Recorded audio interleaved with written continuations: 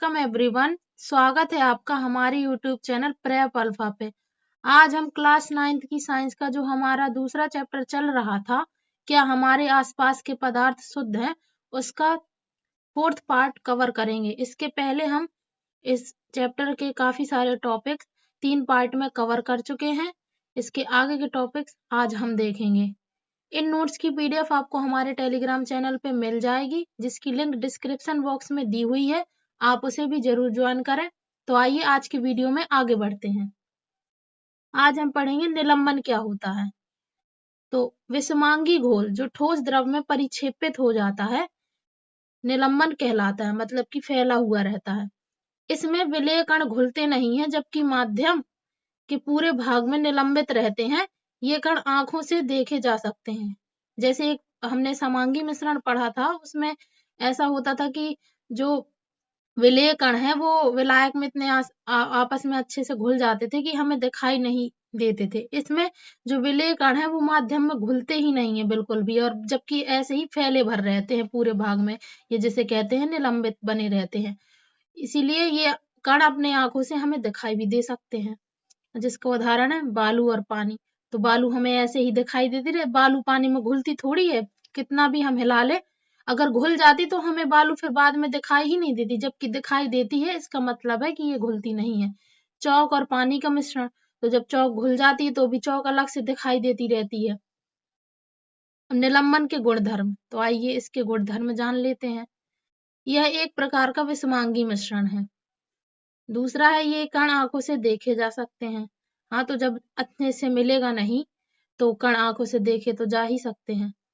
ये निलंबित कण प्रकाश की किरण को फैला देते हैं, जिससे उसका मार्ग दृष्टिगोचर हो जाता है, यानी कि हमें दिखाई देने लगता है।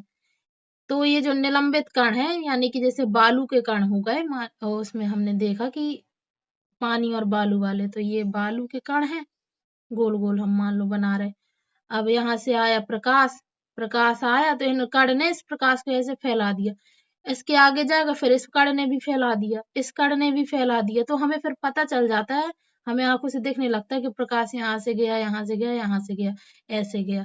और अगर ये कण नहीं फैलाते प्रकाश की किरण को, तो हमें प्रकाश दिखाई नहीं देता। वही कह रहा है कि निलंबित कण, यानी कि मान लो वो जो हमने उदाहरण लिया पानी और बालू का, उसमें निलंबित कण है बालू के कण, प्रकाश की किरण को फैला देते हैं, जिससे उसका मार्ग दृष्टिगोचर हो जाता है।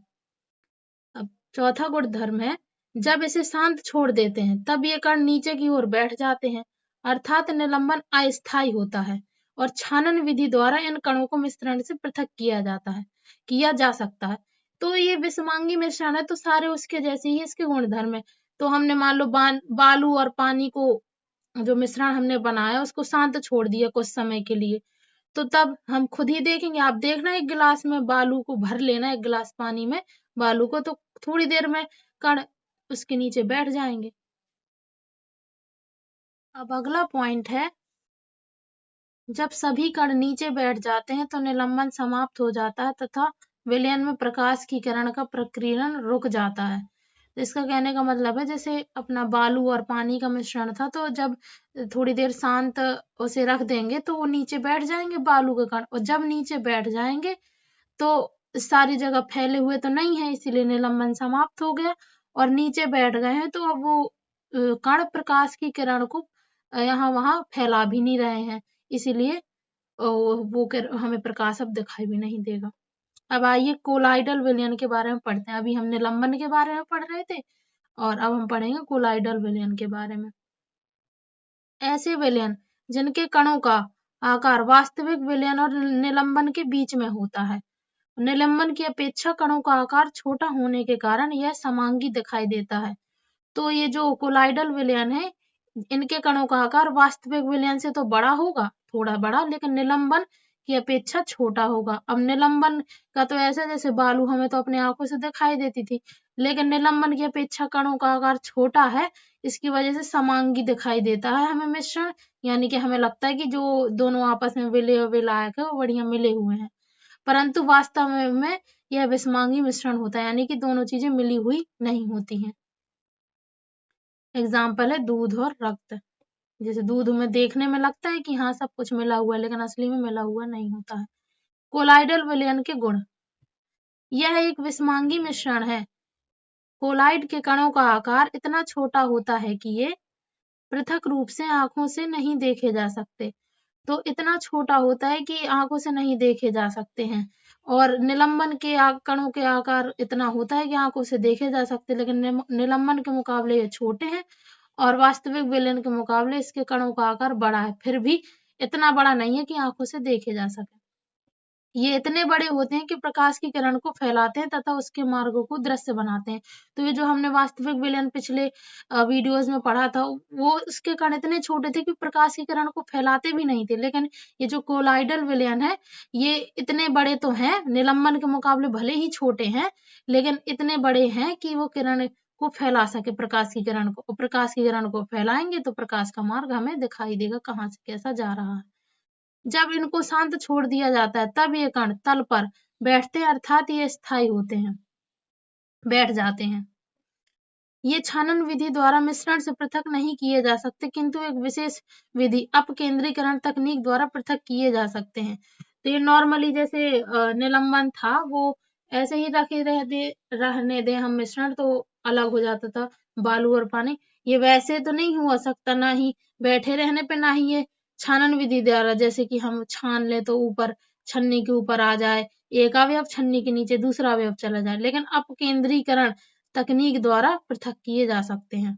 अब कोलाइडल विलयन परिक्षिप्त प्रावस्था और परिक्षेपण माध्यम से बनता है। दो जैसे विलयन था, विलय प्लस विलायक से बनता था, वैसे ही कोलाइडल विलयन परिक्षिप्त प्रावस्था और परिक्षेपण माध्यम से बनता है, ये बता रहा है। अब विलेय पदार्थ की तरह का घटक, जैसा विलेय रहता था जो कि विलायक में घुलता था या कम मात्रा में मिलता था, तो वो है परिक्षिप्त कण जो कि कोलाइडल रूप में रहता है, जिसे परिक्षिप्त प्रावस्था कहते हैं। विलेय है परिक्षिप्त प्रावस्था जैसा, तथा वह घटक जिसमें परिक्षिप्त प्रावस्था यानी कि जैसे पहले पढ़ते थे, वह घटक जिसमें विलेय घुलता है तो वो विलायक कहलाता था। अब ये है वह घटक जिसमें परिक्षिप्त प्रावस्था निलंबित रहती है, उसे परिक्षेपण माध्यम कहते हैं। एक हो गया परिक्षिप्त प्रावस्था, एक हो गया परिक्षिप्त माध्यम। डिस्पर्जिंग मीडियम हो गया परिक्षिप्त माध्यम, और ये है डिस्पर्ज्ड फेज परिक्षिप्त प्रावस्था।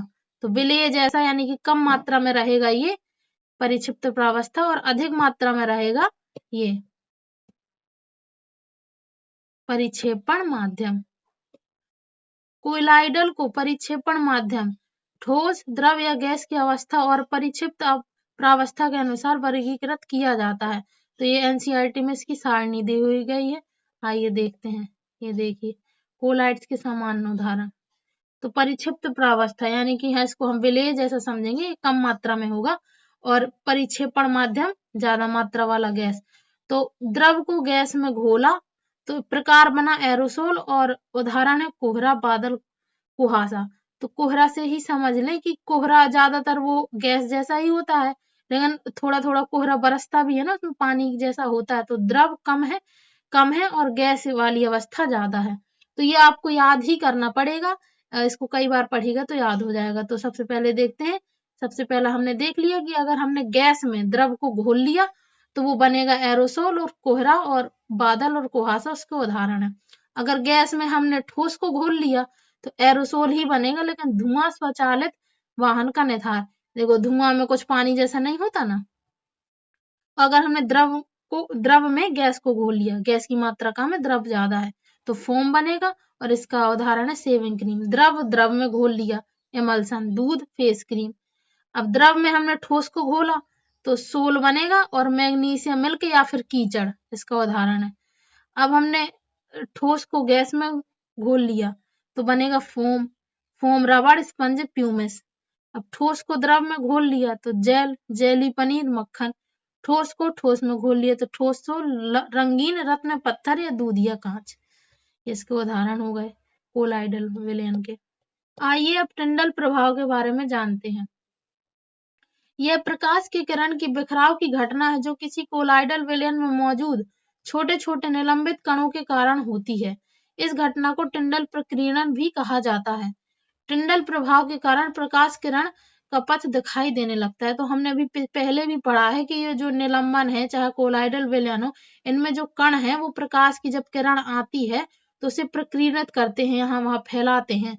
वही ये बता रहे हैं कि अगर प्रकाश की किरण के बिखराव की घटना को टिंडल प्रभाव कहते हैं। हमने उसको एक नाम दे दिया टिंडल प्रभाव। तो जो कि किसी कोलाइडल विलयन में मौजूद छोटे छोटे निलंबित कणों के कारण होती है। वही है कि ये जो कण होते हैं ना वो प्रकाश को यहाँ वहां फैला देते हैं, जिससे प्रकाश का मार्ग दिखाई देने लगता है। अब टिंडल प्रभाव को टिंडल प्रकीर्णन भी कहा जाता है, इसलिए कहा जाता है क्योंकि ये प्रकाश का प्रकीर्णन करते हैं ना। टिंडल प्रभाव के कारण प्रकाश किरण का पथ दिखाई देने लगता है। पहले ही हमने पढ़ा है कि जो कण जब प्रकाश को प्रकीर्णित करते हैं तो वो प्रकाश का मार्ग दिखाई देने लगता है। तो वही कह रहे प्रकाश किरण का पथ दिखाई देने लगता है। इस जो ये जो प्रभाव ये जो हो रहा है, ये सब कुछ को एक नाम दे दिया गया है टिंडल प्रभाव। अभी एनसीईआरटी में क्या लिखा है देखते हैं। कोलाइडल कणों के छोटे छोटे आकार के कारण हम इसे आंख से नहीं देख पाते हैं, लेकिन ये कण प्रकाश की किरण को आसानी से फैला देते हैं। प्रकाश की किरण का फैलाना टिंडल प्रभाव कहा जाता है। टिंडल नामक वैज्ञानिक ने इसकी खोज की थी। ये थोड़ा अलग से इम्पोर्टेंट पॉइंट है कि इसकी खोज की थी टिंडल नामक वैज्ञानिक पे, तो उसी वैज्ञानिक के नाम पे इसका नाम टिंडल प्रभाव रख दिया गया। एक कमरे में छोटे छिद्र के द्वारा जब प्रकाश की किरण आती है तब वहां पर हम टिंडल प्रभाव को देख सकते हैं। यह कमरे में मौजूद धूल और कार्बन के कणों के द्वारा प्रकाश के फैलने के कारण होता है। कभी अगर किसी ने देखा हो तो एक अंधेरा कमरा हो और उसमें एक कहीं छत वत में थोड़ी सा छेद हो, वो जो छप्पर वाली पहले घर रहते तो उनमें रहता था, अगर कहीं छेद हो तो उस छेद से जब प्रकाश आता था तो वो इतने पतले पतले प्रकाश में भी पूरे कण दिखाई देते थे कि कहाँ धुआं धूल जा रही, कहाँ कुछ उड़ रहा है, उस टाइप से दिख रहा। तो वही कह रहा है कि ये हम कमरे में मौजूद धूल और कार्बन कणों के कारण तो वही कह रहा है कि यह कमरे में मौजूद धूल और कार्बन के कणों के द्वारा प्रकाश के फैलने के कारण होता है। तो वो जो धूल और कार्बन वगैरह के कण हैं वो प्रकाश को फैलाते हैं, इसलिए प्रकाश का मार्ग हमें दिखाई देता है। अब दूसरा उदाहरण दे रहा है, जब एक घने जंगल में आच्छादन से सूर्य की किरण गुजरती है वहां हम टिंडल प्रभाव को देख सकते हैं। जंगल के कोहरे में छोटे छोटे जल के कण होते हैं जो कि कोलाइड कणों के समान व्यवहार करते हैं। वो जो कोहरे के छोटे छोटे जल के कण हैं वो भी प्रकाश को प्रकीर्णित कर लेते हैं जैसे कोलाइड कण करते हैं, इसलिए प्रकाश दिखाई देता है। देखिए जैसे ये पूरे ये जंगल के पत्ते पत्ते हैं पेड़ों के, अब पत्तों के बीच में थोड़ी थोड़ी जगह तो होती ही है, तो वो कैसे प्रकाश को ऐसे फैला रहे, नीचे तक फैला रहे। और ये उदाहरण है, पहला ये इसमें दिया है कॉपर सल्फेट का विलयन। तो कह रहा है टिंडल प्रभाव नहीं दिखाता है, ये टॉर्च जा रही है ना इसमें दिखा रहा है कि प्रकाश कैसे गुजरा, लेकिन इसमें नहीं दिख रहा है प्रकाश कहाँ से गुजरा। और दूसरा है दूध और पानी का मिश्रण, टिंडल प्रभाव दिखाता है। तो दूध और पानी का मिश्रण होता है कोलाइडल विलयन, तो इसलिए ये टिंडल प्रभाव दिखा रहा है। और ये जो कॉपर सल्फेट का विलयन है ये होता है वास्तविक विलयन, समांगी मिश्रण होता है ये, इसके कण होते हैं बहुत छोटे छोटे, इसलिए ये टिंडल प्रभाव नहीं दिखाता है। इसी के साथ ही ये वाला पार्ट हमारा खत्म होता है। इसके आगे के टॉपिक हम अगले वीडियो में कवर करेंगे। अगर आपको ये वीडियो पसंद आया हो तो लाइक जरूर करें और अपने फीडबैक हमें कमेंट सेक्शन में जरूर दें। कुछ डाउट हो तो वो भी पूछें। बाकी थैंक यू सो मच, आपने वीडियो यहाँ तक देखा, पूरा देखा, और अच्छे से पढ़ते रहिए। Stay healthy and safe. Bye bye.